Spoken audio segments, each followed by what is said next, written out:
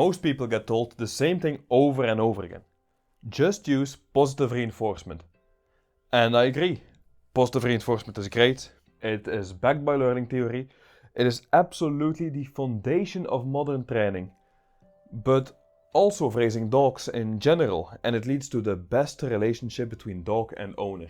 But for how simple it is, or may seem, I do see a lot of mistakes when it comes to applying it effectively, which can lead to a lot of frustration. The uncomfortable truth is that positive reinforcement does not work in every situation for every dog the way most people try to use it. And that's not because positive reinforcement itself does not work, but instead it's usually because the application, context, or expectations are wrong. So in this video I want to break down why positive reinforcement sometimes appears to fail and what's actually happening underneath. Because people who lack a complete understanding of positive reinforcement either blame themselves, blame the dog, or switch to harsher methods out of frustration of positive reinforcement seemingly not working. And that isn't helping anyone. So, first of all, what even is positive reinforcement? It's actually really simple. If a behavior is followed by something that the dog wants, the behavior increases. That's it. It's not permissiveness, it's not random treats, it's not bribery, it's just a learning mechanism. But like any tool, it only works if you use it correctly. And that's where most people go wrong. And that brings us to the first major reason it fails. Number 1, the dog is over the threshold.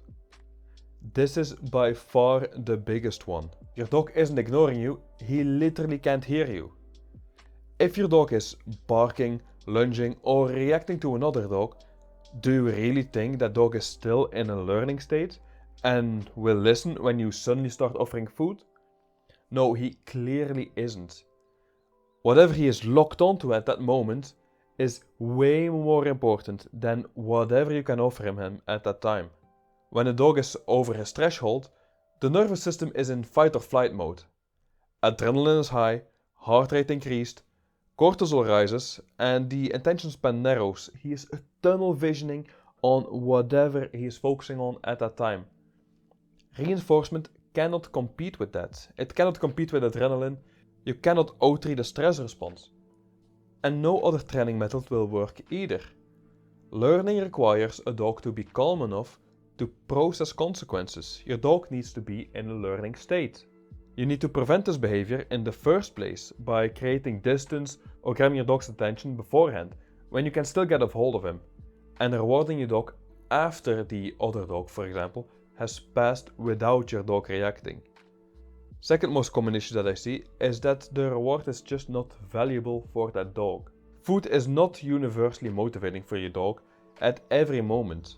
If your dog doesn't care about the reward, the method isn't the problem, the currency is. Value is contextual. If I have not eaten for 2 days, you could ask me just about anything. Hey. If I have not eaten for 2 days, you could ask me just about anything for even just a couple of dry slices of bread.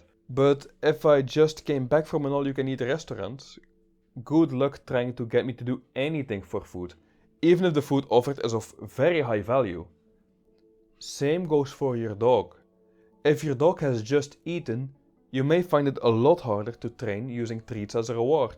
Or if your dog is near squirrels, for example, even if he is a bit hungry, your treats suddenly become worthless. It's not because the treats in itself are bad or don't work, it's just of the context of your dog's environment or even internal state affects the value of the treat. Reinforcement strength depends on your dog and his environment. If your dog would rather chase than eat, you are just offering the wrong currency. Some dogs are more motivated by play or by social interaction, and even those that are mostly food oriented, which luckily is most dogs, it might help to bring a higher value food to training sessions. Something that he otherwise never gets but loves, like some especially stinky salami for example, or any other smelly meat that is sure to grab his attention. If you keep your high value treats for training sessions, your dog will have way more attention for you. and will want to work a lot harder and enjoy training more. This also just makes sense when you think of it. If you wave a salami around as a treat, even though it is high value, why would your dog want to work for it if he's used to getting it for free? If you try to reinforce calm behavior in a herding line border collie, offering dry kibble while sheep are moving nearby, good luck, because you're competing with genetics, and genetics usually win. You're going to need a very high value reward in order to compete with genetics. It's not that positive reinforcement failed, it's just that you offered a weak or the wrong type of currency in that moment. Or you put yourself in an environment that devaluated the currency you are offering. This is why it's so important to just not feed your dog before training sessions. Make sure that he's a bit hungry and you artificially increase the value of your treats. Third mistake is that the timing is wrong. In operant conditioning, both reinforcement and punishment is brutally precise. Dogs do not understand human intention. They understand timing. If you reward even half a second too late, you may reinforce the wrong thing. Let's talk obedience for a second. If I ask my dog to sit, and he finally sits, and as I grab my treat, he stands up again to accept the treat. Now, what did I reward? Did I reward the sitting or the standing up? It's not very clear, and this is why clickers are invaluable during training. Behavior is rarely isolated. It's usually a chain of many behaviors following each other. Making eye contact with you, taking a step backwards, sitting down, the thing we want to reward. Yawning, licking, oh, he's seeing another dog. Now he's standing up again, growling. And somewhere in that chain, you want to make clear what you are rewarding. Timing is critical. Every second counts. Or another example. Your dog sees another dog and starts to bark. You as the owner wait for a bit until your dog stops barking for a second, and when he finally stops, you give him a treat. Now, you might think that you rewarded the silence. But your dog thinks that he needs to bark, pause for a second, and then he gets a treat. Again, positive reinforcement did not fail, it worked perfectly. Just not the behavior you thought you were rewarding. And this is also why you should never reward the stopping of bad behavior. Next up, number 4, the behavior is being reinforced elsewhere. This one frustrates owners the most. If pulling works, your dog will keep pulling. It's that simple. You train loose leash walking with treats and it works perfectly in training sessions. But on normal walks, your dog still pulls and you just can't get him to stop. Why? Maybe because pulling also works for your dog.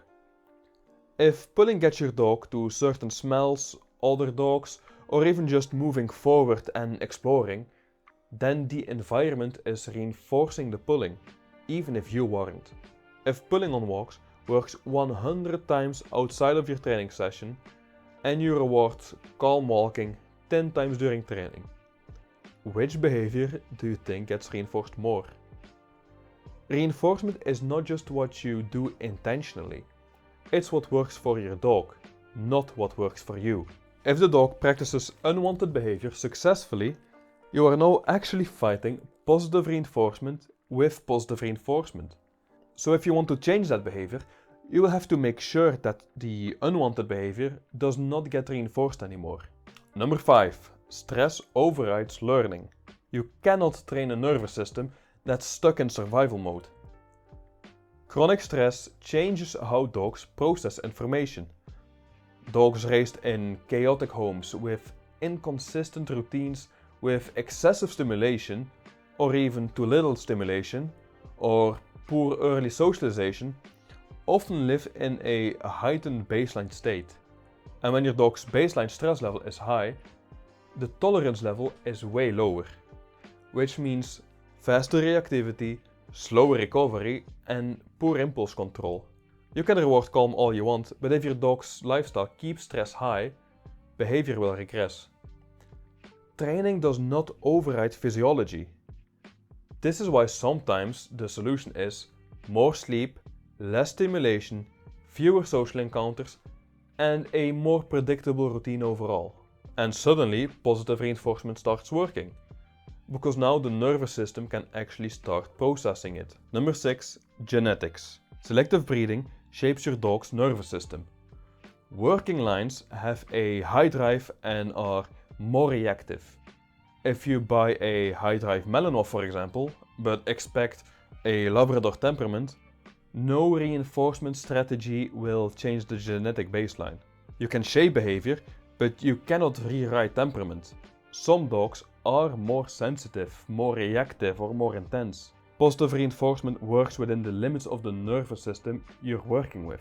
It cannot erase inherited traits. When people say, I did everything right and my dog is still reactive, sometimes they did. Genetics set the ceiling and the floor.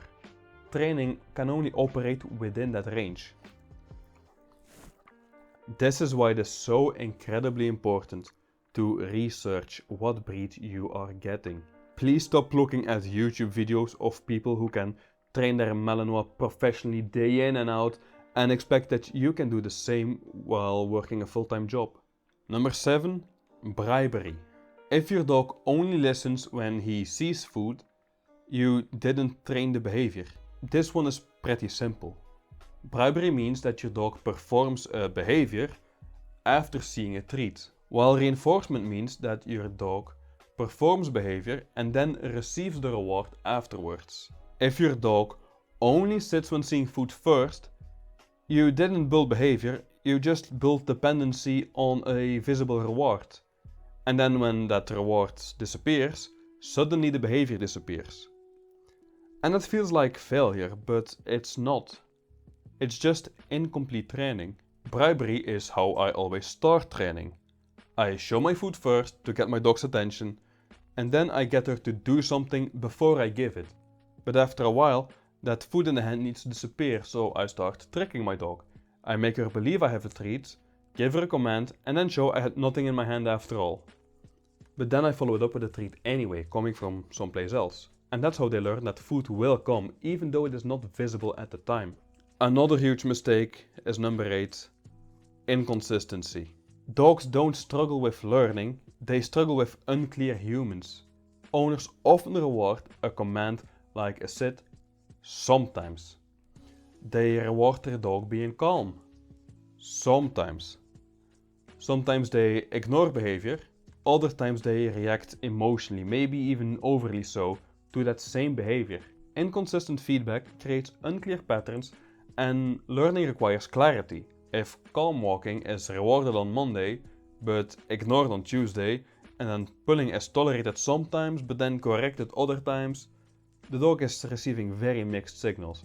And mixed signals slow learning by a lot. If you want your dog to learn, whether it's a new command or shaping a general behavior around the house, consistency is everything. Obviously, you don't need to reward every single sit, for example, if that's a command your dog already knows. But most people really overestimate their dog. A puppy that can sit 8 out of 10 times at home and in a distracting environment even less, does not properly know the command yet. And so you need to reward that sit still every single time. You want to be as clear as possible, as much as possible, whenever you're working with your dog. Number 9. Expecting fast results. If you quit the dog training method after a week, you never actually even tested the method. Reinforcement builds behavior gradually. People want results way too fast.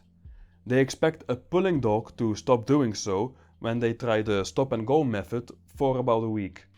And then they get frustrated and try something else and try that for a week, which also doesn't seem to work. And that's just because that's not how it works.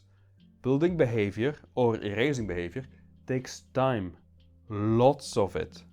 In cases like leash pulling, it is completely normal to not see any improvement whatsoever in the first couple of weeks. If everyone is very consistent in whatever method you're applying, it could easily take 3 to 4 weeks to just see the first improvements.